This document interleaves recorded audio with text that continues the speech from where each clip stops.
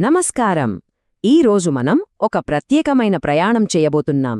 అదే ప్రాచీన నగరం వారణాసిలో ఉన్న అత్యంత పవిత్రమైన హిందూ పుణ్యక్షేత్రాలలో ఒకటైన కాశీ విశ్వనాథ ఆలయం గురించి వివరంగా తెలుసుకుందాం. ఈ ఆలయం ఇప్పటికీ ఎంత ప్రాముఖ్యతను సంతరించుకుందో చెప్పటానికి ఈ ఒక్క సంఖ్య చాలు. ఆలోచించండి, కేవలం 2023లోనే ప్రతిరోజు సగటున 45,000 మంది భక్తులు ఇక్కడికి వచ్చారు. ఈ సంఖ్య వింటేనే ఆశ్చర్యంగా ఉంది కదూ.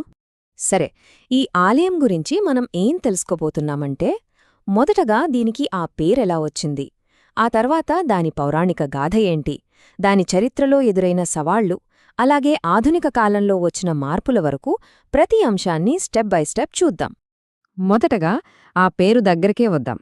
కాశీ విశ్వనాథాలయం. ఈ పేరులోనే ఉంది అసలు విషయం. ఇది విశ్వానికే నాథుడైన శివుడికి అంకితం చేయబడిన ఆలయమన్నమాట. అందుకే ఆయన్నిక్కడ విశ్వనాథుడు అని పిలుస్తారు.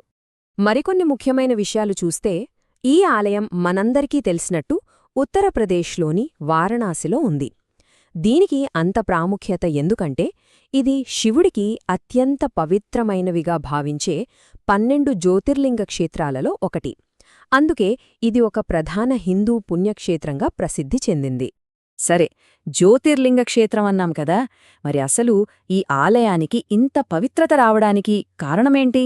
దాని మూలాలెక్కడున్నాయి అంటే, మనం హిందూ పురాణాల్లోని ఓ ముఖ్యమైన కథలోకి వెళ్ళాలి. ఈ కథను అర్థం చేసుకోవాలంటే ముందుగా జ్యోతిర్లింగం అంటే ఏంటో తెలియాలి. సింపుల్గా చెప్పాలంటే, శివుడు ఒక అంతులేని అగ్నిమయమైన కాంతిస్తంభం రూపంలో ఆవిర్భవించిన ప్రదేశమే జ్యోతిర్లింగం. ఇది శివుడి అనంతమైన శక్తికి ప్రతీక అన్నమాట. పురాణాల ప్రకారం ఒకప్పుడు బ్రహ్మ విష్ణువుల మధ్య ఎవరు గొప్ప అనే వాదన వచ్చింది. ఆ వివాదాన్ని పరిష్కరించడానికి శివుడు వాళ్ల మధ్య ఒక అంతులేని కాంతిస్తంభం రూపంలో ప్రత్యక్షమయ్యాడు. ఆ స్తంభం అడుగుభాగాన్ని విష్ణువు, పైభాగాన్ని బ్రహ్మ వెతికారు. ఇద్దరూ దాని అంతు కనుక్కోలేకపోయారు. కాని బ్రహ్మ మాత్రం తాను పైభాగాన్ని చూశానని అబద్ధం చెప్పాడు.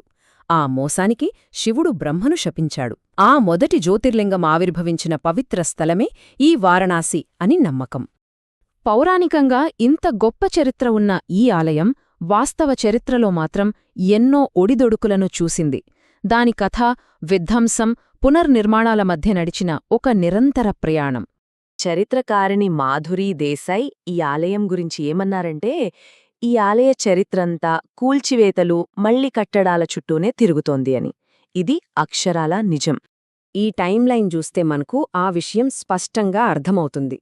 చూడండి, 1194లో అసలు ఆలయాన్ని ఘురిద్లో నాశనం చేశారు. మళ్లీ 1585లో అక్బర్ పాలనలో రాజా తోడర్మల్ దీన్ని పునర్నిర్మించారు.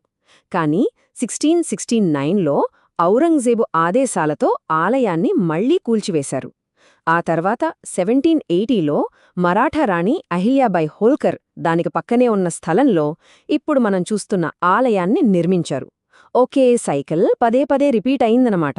చారిత్రక ఆధారాల ప్రకారం కూల్చివేసిన ఆలయ స్థలంలోనే జ్ఞానవాపి మసీదు నిర్మించబడింది. ఆ మసీదు పునాదుల్లో వెనుక భాగంలో పాత ఆలయానికి చెందిన అవశేషాలు ఇప్పటికీ స్పష్టంగా కనిపిస్తాయి. ఇదంతా గతం. ఇప్పుడు ఆలయ చరిత్రలో ఒక సరికొత్త ఆధునిక అధ్యాయం మొదలైంది. అదే కాశీ విశ్వనాథ్ కారిడార్ ప్రాజెక్ట్. ఈ కారిడార్ ప్రాజెక్ట్ భక్తులనుభవాన్ని ఎంతలా మార్చేసిందో చూడండి. ఇంతకుముందు ఇరుకైన రద్దీ సందుల్లోంచి వెళ్లాల్సొచ్చేది. కాని ఇప్పుడు ఆలయాన్ని నేరుగా గంగానదికి కలుపుతూ విశాలమైన మార్గముంది. దీంతో యాత్రికులకు సౌకర్యాలు పెరిగాయి. పవిత్ర స్నానం చేయడానికి కూడా చాలా సులభమైంది. అయితే ఇదంత సులువైన ప్రాజెక్టు కాదు. డిసెంబర్ 13, 2021న దీన్ని ప్రారంభించారు.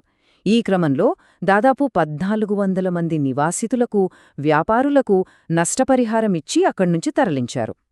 ఈ ప్రాజెక్ట్ వల్ల ఇంకో మంచి విషయమేంటంటే, ఆ ప్రాంతంలో శిథిలావస్థలో ఉన్న దాదాపు 40కి పైగా శతాబ్దాల నాటి పాత ఆలయాలను కనుగొని వాటిని కూడా పునర్నిర్మించారు.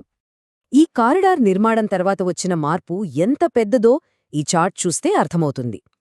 కారిడార్కు ముందు రోజుకు సగటున 3000 మంది భక్తులు వచ్చేవారు. కానీ కారిడార్ తర్వాత ఆ సంఖ్య ఏకంగా 45,000కు పెరిగింది. అంటే దాదాపు 15 రెట్లు పెరిగిందన్నమాట. ఇంకో ఆశ్చర్యకరమైన సంఖ్య కారిడార్ ప్రారంభమైన డిసెంబర్ 2021 నుంచి ఆగస్టు 2023 వరకు అంటే కేవలం 20 నెలల కాలంలోనే 100 మిలియన్ల మంది అంటే 10 కోట్ల మంది ఈ ఆలయాన్ని సందర్శించారు. దీని బట్టి అర్థం చేసుకోవచ్చు ఈ ఆలయం ఇప్పుడు దేశంలోనే అగ్రపుణ్యక్షేత్రాల్లో ఒకటిగా నిలిచిందని. ఇంతటి సుదీర్ఘ సంక్లిష్టమైన ప్రయాణం తర్వాత ఈ ఆలయం ఈరోజు మనకు ఏం చెబుతోంది, దేనికి ప్రతీకగా నిలుస్తోంది, ఆ విషయాన్ని ఇప్పుడు చూద్దాం. ఆలయ చరిత్రను చూస్తే అది కేవలం కూల్చివేతల కథ కాదు, గొప్ప పోషకుల కథ కూడా. 1780లో మహారాణి అహల్యాబాయి హోల్కర్ ప్రస్తుత ఆలయాన్ని నిర్మిస్తే 1835లో మహారాజా రంజిత్ సింగ్ 1 టన్ను బంగారంతో గోపురానికి పూత పూయించారు. ఇక 2021లో కాశీ విశ్వనాథ్ కారిడార్ నిర్మాణం జరిగింది. అంటే మరాఠారాణుల నుంచి సిక్కు చక్రవర్తుల వరకు ఆధునిక ప్రభుత్వాల వరకు అందరూ ఈ ఆలయ పునర్నిర్మాణంలో భాగస్వాములయ్యారు. అందుకే అంతిమంగా మనం చెప్పేది ఏంటంటే కాశీ విశ్వనాథ ఆలయం కేవలం ఒక దేవాలయం కాదు, అది తరతరాలుగా నిలిచిన అచంచలమైన విశ్వాసానికి, ఎన్ని ఆటుపోట్లు ఎదురైనా తలొగ్గని పట్టుదలకు మరియు విధ్వంసం నుంచి పునరుజ్జీవనం సాధ్యమనే నమ్మకానికి ఒక శక్తివంతమైన చిహ్నం. ఈ మొత్తం కథ మన ముందు ఒక పెద్ద ప్రశ్నను ఉంచుతుంది. శతాబ్దాలపాటు సంఘర్షణలు, దాడులతో రూపుదిద్దుకున్న ఒక భౌతిక ప్రదేశం లక్షలాది మందికి తన పవిత్రతను, తన ప్రాముఖ్యతను ఎలా కాపాడుకోగలుగుతోంది? ఈ ఆలోచనతో ఈ విశ్లేషణను ముగిద్దాం.